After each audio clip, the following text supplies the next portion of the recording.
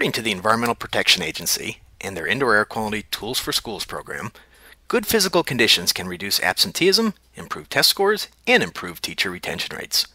Studies that measure school conditions using an index of several variables consistently show improved scores on standardized tests as school conditions improve. On the other hand, schools with major unmet repair needs and fewer custodial workers per square foot have higher absentee rates and higher dropout rates.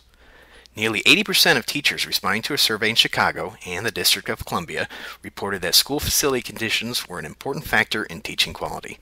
Almost half who graded their facilities a C or below would consider leaving. The most frequently cited problem was bad indoor air quality. Poor IAQ causes illness and increases school absenteeism. IAQ problems can cause increased absences due to respiratory infections, allergic diseases from biological contaminants, or adverse reactions to chemicals used in schools. Building factors or pollution in buildings most frequently associated with respiratory health effects include the presence of moisture, water damage, and microbial pollutants, animal and other biological allergens, combustion byproducts, moisture or dirt in HVAC systems, low ventilation rates, formaldehyde, chemicals in cleaning products, outdoor pollutants, or vehicle exhaust. Respiratory health effects such as infections and asthma are most closely associated with increased absenteeism. In 2003, children with at least one asthma attack in the previous year missed an estimated 12.8 million school days due to asthma. Children's overall performance decreases with illnesses or absences from school. Student performance also can be affected when teachers are absent due to illness. Even the best substitute teacher may disrupt the learning process, and they can present an added expense.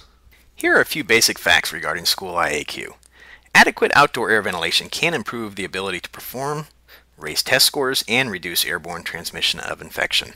Dampness and mold conditions exacerbate asthma symptoms and absenteeism. Temperature and relative humidity control can reduce adverse health symptoms. HVAC maintenance and good housekeeping improves health and performance. These are just a few things to keep in mind that can improve the indoor air quality in your schools. For a list of qualified indoor air quality professionals in your area, visit the website shown on the screen.